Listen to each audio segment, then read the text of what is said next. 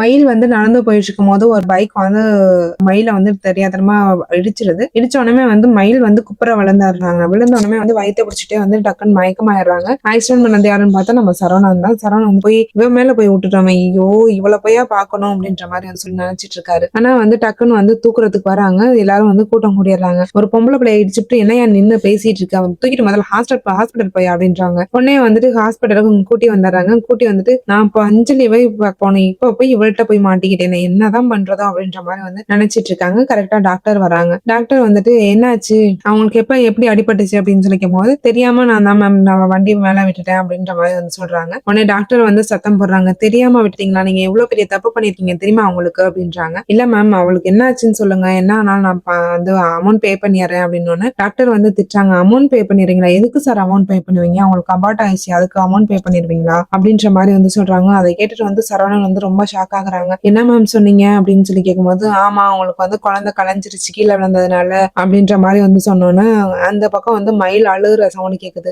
குழந்தை எத்தனை மாசம் குழந்தை அப்படின்னு சொல்லிக்கும் போது 4 மாசம் குழந்தை அபார்ட் ஆயிருச்சு, வயிறு கீழே அடிப்பட்டதுனால அபார்ட் ஆயிடுச்சு அப்படின்னு சொன்னோன்னா சரவணன் வந்து அழுறாங்க. மேம் எனக்கு தெரியாம பண்ணிட்டேன் மேம், எனக்கு தெரியாது அப்படின்னு சொல்லி ரொம்ப அழுறாங்க. கதையை தொடர்ந்து பார்க்கலாம். அதுக்கு முன்னாடி நம்ம சேனலை வந்து சப்ஸ்கிரைப் பண்ணி வச்சுக்கோங்க. இந்த பக்கம் பாண்டியன் வந்து கோமதிட்ட வந்து கிண்டல் பண்ணி பேசுறதுனால எல்லாமே சிரிச்சிட்டு இருக்காங்க. அதை கேட்டுட்டு கோமதி வந்து செம்ம கோபமாயிடுறாங்க. நான் சாவ கலந்துட்டு ஏஞ்சி வரேன், நீங்க எங்கெல்லாம் பார்த்து சிரிச்சிட்டு இருக்கீங்களா, நீங்க யாருமே என்கிட்ட பேசாதீங்க அப்படின்னு சொல்லிட்டு ஏஞ்சி போறாங்க. பின்னாடியே வந்து பாண்டியன் வந்து கெஞ்சிக்கிட்டே போறாரு.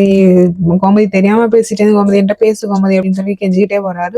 ஓ நான் உங்ககிட்ட பேசணுங்கிறதுக்காக நிறைய நடிப்பு நடிச்சேன்னு சொன்னீங்கல்ல, நீங்க இனிமே இதை கெஞ்சுங்க, அதுக்கப்புறம் தெரியும் எப்படி பேசாம இருக்கிறது என்ன வழின்னு அப்படின்னு சொல்லிட்டு வந்து அவங்க பாட்டுக்கு போயிட்டே இருக்கிறாங்க. அதை பார்த்துட்டு சக்தி வந்துட்டு இது என்ன குடும்பம் நடுதர்ல கூப்பிடு பண்ணுதுங்க அப்படின்ற மாதிரி வந்து சக்தி வந்து திட்டாரு. அது என்னமோ பண்ணிட்டு போகுது, உனக்கு என்ன தேவையில்லாத வேலை, வா போலாம் அப்படின்னு சொல்லிட்டு போறாங்க. ஒரு இடத்துல போய் நிறுத்தி என்ன மன்னிச்சிரு கோமதி, நான் தான் வந்து மன்னிப்பு கேட்கறேன்ல, என்ன மன்னிச்சிரு என்கிட்ட பேசு அப்படின்ற மாதிரி வந்து சொல்றாங்க. அதெல்லாம் மன்னிக்கலாம் முடியாது, கிளம்புங்க, எத்தனை நாள் நீங்க என்கிட்ட பேசாம இருந்தீங்கன்னா நான் அத்தனை நாள் நானும் உன்னை வெயிட் பண்ணி வச்சுட்டு அப்புறம் பேசுறேன், இப்ப முதல்ல கிளம்புங்க அப்படின்றாங்க. உடனே வந்துட்டு பாண்டியன் வந்து பாரு நான் ஊருக்குள்ள பெரிய ஆளு, அப்பயும் நான் உன்கிட்ட மன்னிப்பு கேட்கறேன், நீ மன்னிக்காம நீ என்ன ஓவரா பேசிட்டே இருக்க அப்படின்னு சொல்லி பாண்டியன் கேட்கும்போது, அவ பெரிய ஆளா, நீங்க ஏங்க என்கிட்ட மன்னிப்பு கேக்குறீங்க அப்படின்னு சொல்லி கோமதி அதுக்கும் வந்து கிண்டல் பண்றாங்க. உடனே வந்துட்டு இங்க பாரு நடுத்தருன்னு கூட இது பார்க்காம நான் பாட்டுக்கு கெஞ்சிட்டு இருக்கேன், நீ பாட்டுக்கு இப்படி பண்றியே கோமதி, நீ வீட்டுக்கு வா கோமதி அப்படின்னு சொல்லி கூப்பிடுறாங்க. என்னாலாம் வர முடியாதுங்க, நீங்க தான் சொன்னீங்கல்ல நான் நாடகக்காரின்னு, இதுவும் நாடகமா கூட இருக்கும், நீங்க கிளம்புங்க அப்படின்ற மாதிரி வந்து சொல்றாங்க.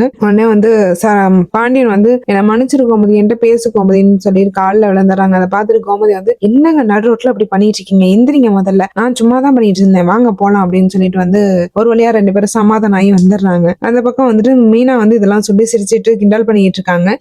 என்னத்த ஒரு வழியா மாமாட்ட பேசிட்டீங்களாட்டுக்கு அப்படின்ற மாதிரி வந்து சொல்றாங்க. ஆமாண்டி போனா போதேன்னு உங்க மாமாட்ட பேசினேன் அப்படின்றாங்க.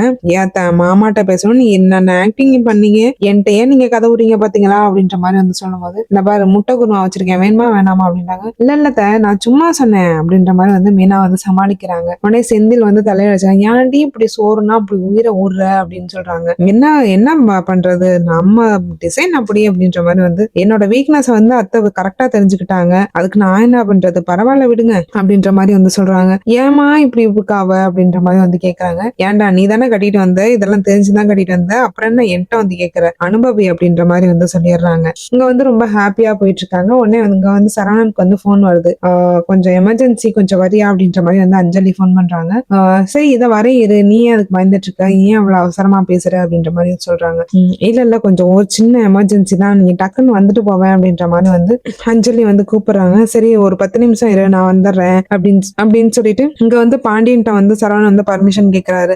அஞ்சலி ஏதோ எமர்ஜென்சின்னு போன் பண்ணா, நான் போய் பாத்துட்டு வந்துடுவாப்பா அப்படின்னு சொல்றாங்க. சரி சரி போய் பாத்துட்டு வா, ஆனா சீக்கிரம் டக்குன்னு வந்துரு அப்படின்ற மாதிரி வந்து சொல்லி அனுப்பி வைக்கிறாங்க. சரின்ட்டு வந்து அர்ஜென்ட் சொன்னாலும் ரொம்ப ஸ்பீடா வந்து வண்டி ஓட்டிட்டு வந்துட்டு இருக்காங்க. ஒரு டேர்னிங்ல வந்து மயில் வந்து கிராஸ் பண்ணி நடந்து போயிட்டு இருக்காங்க. இவர் போன் பேசிட்டே வரவும் வந்து எதாச்சியா வந்து மயில் மேலேயே வந்து வண்டியை விட்டுறாரு. வண்டியை விடவும் வந்து மயில் விழுந்துடுறாங்க. விழுந்ததை பார்த்தோன்னா ஐயோ ஏதோ பொண்ணு மேல இடிச்சிட்டோமே அப்படின்ற மாதிரி வந்து சரவணன் வந்து போய் பார்க்கும்போது அது வந்து மயிலா இருக்கு. மயிலை பார்த்தோன்னே தலையில இடிச்சுக்கிறாரு. எங்க போனாலும் இந்த சனியை வேற முன்ன வரா, என்னதான் பண்றதோ அப்படின்ற மாதிரி வந்து தலையில அடிச்சுக்கிறாரு. அவ விழுந்ததை பார்த்தோன்னே வந்து எல்லாரும் வந்து பார்த்துட்டு, என்னையா ஒரு பொம்பளை மேல இடிச்சிட்டு நீ பாட்டுக்கு தலையில கை வச்சுட்டு உட்காந்துற, முதல்ல ஹாஸ்பிட்டல் தூக்கிட்டு போறியா இல்லையா அப்படின்ற மாதிரி வந்து சொல்றாங்க. உடனே வந்து சரவணன் வந்து ஹாஸ்பிட்டல் கூட்டிட்டு வந்துடுறாங்க. இங்க வந்து மயிலுக்கு வந்து ட்ரீட்மெண்ட் நடந்துகிட்டு இருக்கு. ட்ரீட்மெண்ட் நடந்துகிட்டு இருக்கும் போது மேம் எதுவும் ப்ராப்ளமா நான் போலாமா அப்படின்ற மாதிரி வந்து சொல்றாங்க. என்னங்க நீங்க பாட்டுக்கு அங்க வந்து சேர்த்து விட்டுட்டு யாரு என்ன எதுவுமே சொல்லாம நீங்க பாட்டுக்கு போறேன்றீங்க, இருங்க ட்ரீட்மெண்ட் ஆயிருக்குல்ல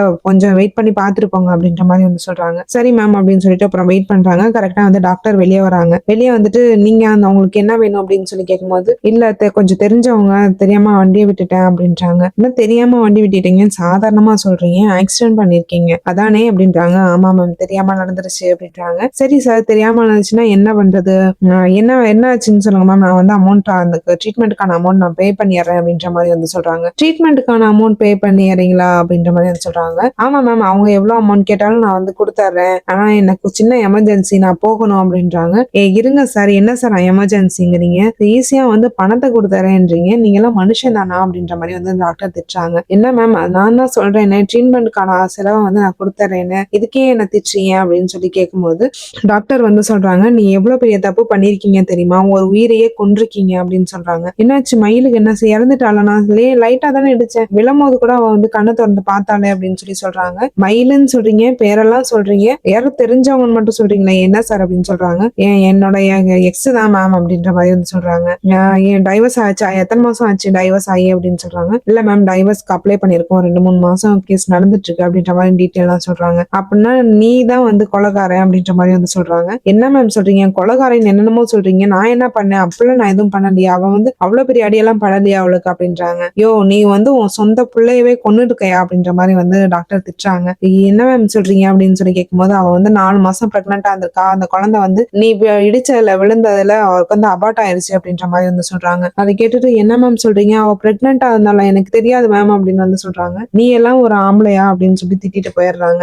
இதை கேட்டுட்டு வந்து சரவணன் வந்து தலையில அடிச்சுக்கிட்டு அழுகுறாங்க. ஐயோ நான் தான் தப்பு பண்ணிட்டேன், அவ வந்து சொன்னாலே நான் நம்பலையே அப்படின்னு சொல்லிட்டு ரொம்ப வந்து தலையில அடிச்சுக்கிட்டே அழுகுறாங்க. அவனுக்கு வந்து இப்ப என்ன பண்றேன்னே தெரியல. டக்குன்னு வந்து கோமதிக்கு வந்து போன் பண்றாங்க. போன் பண்ணி அம்மா அம்மா அப்படின்னு சொல்லிட்டு இருக்கும்போது ஏன்டா சரவணா என்னாச்சு, ஏன் இப்படி பதட்டமா பேசுற அப்படின்னு சொல்லி கேக்குறாங்க. அம்மா நான் ஒரு பெரிய தப்பு பண்ணிட்டேமா அப்படின்ற மாதிரி வந்து சொல்றாங்க. என்னாச்சு சரவணா, என்னாச்சுடா எதுவும் சொல்லுடா அப்படின்னு சொல்லி கேட்கும்போது மயிலுக்கு ஆக்சிடென்ட் ஆயிடுச்சுமா அப்படின்னு சொல்றாங்க. ஆக்சிடென்ட் ஆச்சா, என்னடா ஆச்சு அப்படின்னு சொல்லி கேட்கும்போது நான் தாமா தெரியாம வண்டியை விட்டேமா அப்படின்றாங்க. சரிடா ஹாஸ்பிட்டல் சேர்த்தல நல்லா இருக்கல்ல அப்படின்னு சொல்றாங்க. அவளுக்கு நல்லா இருக்குமா, ஆனா வந்து என் குழந்தைய கொன்னுட்டேமா அப்படின்றாங்க. உடனே கேட்டுட்டு கோமதி வந்து ரொம்ப ஷாக் ஆகுறாங்க. என்னடா சொன்னா, உன் குழந்தையா அப்படின்றாங்க. ஆமாமா மயில பிரெக்னெண்டா இருந்திருக்கா, அந்த குழந்தை வந்து அபார்ட் ஆயிடுச்சுமா, நான் இடிச்சனால தான் அபார்ட் ஆயிடுச்சுன்னு டாக்டர் சொல்றாங்க அப்படின்னு சொல்லிட்டு அழுறாங்க. என்னடா சொல்ற, என்னென்னமோ சொல்றீடா, எனக்கு என்னமோ மாறி பண்ணுது அப்படின்னு சொல்லிட்டு டக்குன்னு தலையில கை வச்சுட்டே உட்காந்துடுறாங்க. அதை கேட்டுட்டு வந்து மீனா வந்துட்டு டக்குன்னு பிடிச்சிடுறாங்க. என்னாச்சுத அப்படின்னு சொல்லி கேட்கும்போது இந்த சரவணன் என்னமோ பேசுறான், பேசு அப்படின்னு சொல்லும் போது சரவணன் வந்து எல்லா டீட்டெயிலும் சொல்றான். என்னாச்சு மாமா அப்படின்னு சொல்லும் போது குழந்தை அபார்ட் ஆயிடுச்சு அப்படின்ற மாதிரி எல்லா டீட்டெயிலும் சொல்றான். அதை கேட்டுட்டு என்ன மாமா அப்படி பண்ணிட்டீங்க, அக்கா எவ்வளவு உடஞ்சு போவாங்க தெரியுமா அப்படின்னோடனே அப்ப இந்த விஷயம்லாம் உனக்கு தெரியுமாமா அப்படின்னு சொல்றாங்க. இதை சொல்றதுக்காக தான் அன்னைக்கு வர சொன்னேன், நீங்க என்னென்னமோ பேசிட்டு போனீங்களே மாமா, எனக்கு அப்பையில இருந்தே தெரியும் அப்படின்ற மாதிரி வந்து சொல்றாங்க. இப்ப என்ன பண்றது அப்படின்னு தெரியாம சரிப்பா நீங்க மயிலக்காவை பாருங்க அப்படின்னு சொல்லிட்டு கால் கட் பண்ணிடுறாங்க. இந்த பக்கம் வந்து கோமதி வந்து காமிக்கிறாங்க. அத்தை என்ன ஆச்சுதா அப்படின்னு சொல்லி கேட்கும்போது என்னடி என்னென்னமோ சொல்றான் அப்படின்றாங்க. ஆமா அத்தை அந்த விஷயத்த சொல்றதுக்காக தான் உங்களை வந்து அன்னைக்கு கோயிலுக்கு வர சொன்னேன், ஆனா வந்து வேற மாதிரி பிரச்சனை முடிஞ்சிருச்சு, இப்ப வந்து அந்த குழந்தையும் இல்லாம போயிருச்சு, இனிமே அந்த அக்கா என்னதான் பண்ணுவாங்களோ தெரியல, ஆனா இதுக்காக வந்து தான் குழந்தைய நான் தனியாவே வளர்த்துக்கிறேன், இதுக்காக வந்து மாமாவுக்கு டைவர்ஸ் கொடுக்க கூட அவங்க ரெடியா இருந்தாங்க, மாமா அவங்களுக்கு பிடிச்ச பொண்ணோட வாழ்ந்துக்கிட்டுவோம் இப்ப அப்படிலாம் கூட சொல்லிட்டு இருந்தாங்க அத்தை அப்படின்ற மாதிரி வந்து சொல்றாங்க. அதை கேட்டுட்டு ஃபேமிலி எல்லாருமே வந்து அழ ஆரம்பிச்சிடுறாங்க. நம்ம வீட்டுக்கு குழந்தை வந்து வராம போயிடுச்சு அப்படின்ற மாதிரி வந்து ரொம்ப அழறாங்க. இதோட இன்னைக்கு சீன் முடியுது. நாளைக்கு இப்போ தொடர்ந்து பார்க்கலாம். அதுக்கு முன்னாடி நம்ம சேனலை வந்து சப்ஸ்கிரைப் பண்ணி வச்சுக்கோங்க. நன்றி.